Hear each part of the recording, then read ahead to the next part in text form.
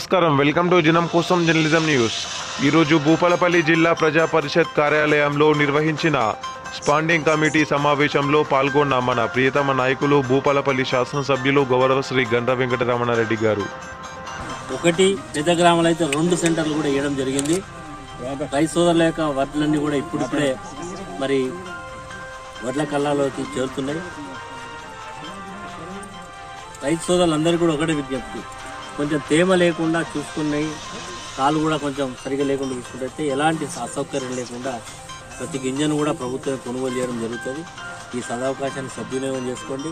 తెలంగాణ రాష్ట్రంలో ప్రతి చివరి రైతు యొక్క వరి ధాన్యాన్ని కూడా ప్రభుత్వం కొనుగోలు చేస్తూ ఉన్నది.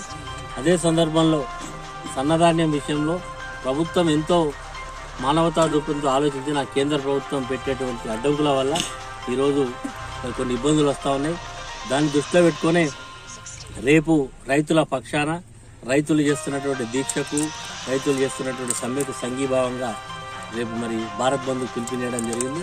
భారత్ బంద్లో రైతులందరూ కూడా స్వచ్ఛందంగా పాల్గొని కేంద్ర ప్రభుత్వం తీసుకున్నటువంటి రైతు వ్యతిరేక విధానాలను పునర్సమీక్ష చేసుకుని తీసుకున్నటువంటి చట్టాలను రద్దు చేసే విధంగా రేపు కార్యాచరణ ఉంటుందని ఈ సందర్భంగా తెలియజేస్తూ రేపు ఉదయం అందరూ కూడా రైతు సోదరులు భూపాలపల్లి మరి అంబేద్కర్ సెంటర్కి అందరూ కూడా తల్లి రావాల్సిందిగా మీ ద్వారా కోరుతున్నాను.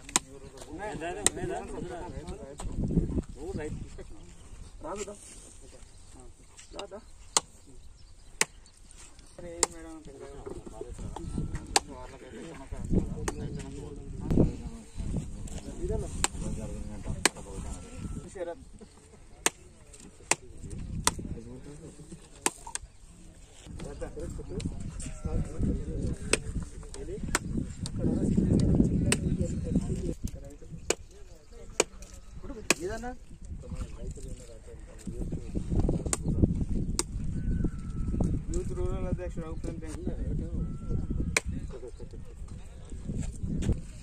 ముందుకురా, మళ్ళీ ఘటన బయట ఎందుకుంటారు.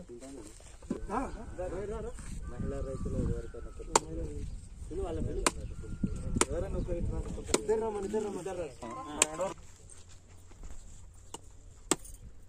మొన్నే దాదా కొబ్బరి ఒకటేదా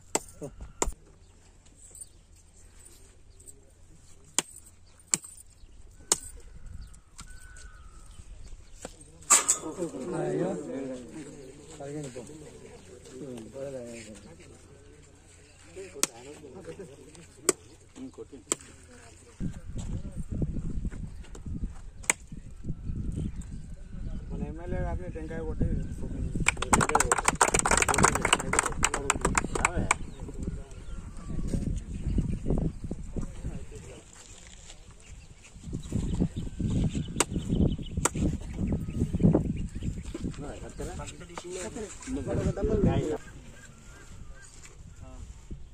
అందరు ఉండాల్సిన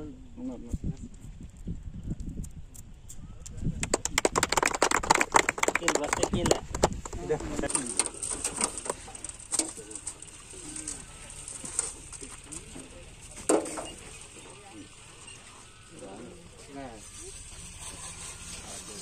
డబ్బా డబ్బా అనవరన్న డబ్బా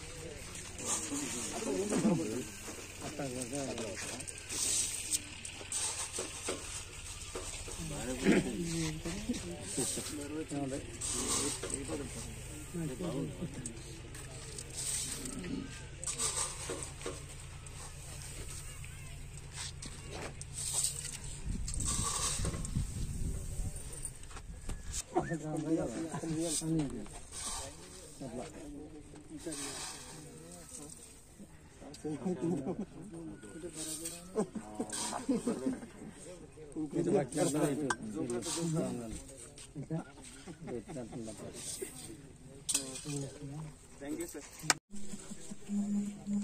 స్లోగన్ తీయరాదు జరా అంత నోట్లో.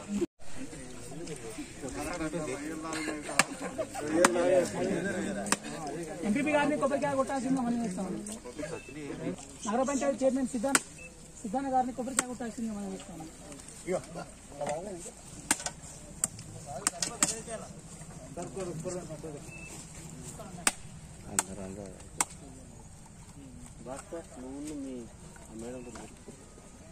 టీచర్ డిపార్ట్మెంట్ నుండి భాస్కర్ సార్ని కొబ్బరికాయ కొట్టాల్సిందిగా మనం చేస్తాము.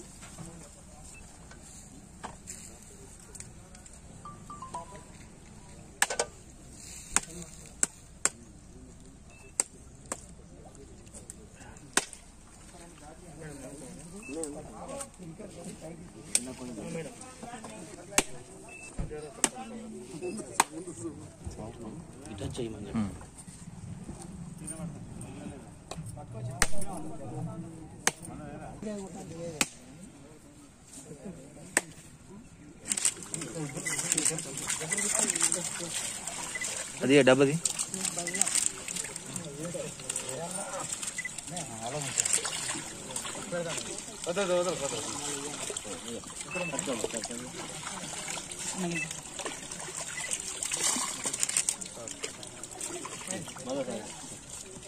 పబ్లిక్ కార్యక్రమం వచ్చిన వచ్చినటువంటి వారికి మరియు ఇతర ప్రజాప్రతినిధులకి ఆక్రోబేకియం రోసన్బర్గ్ అనేటువంటి రకము.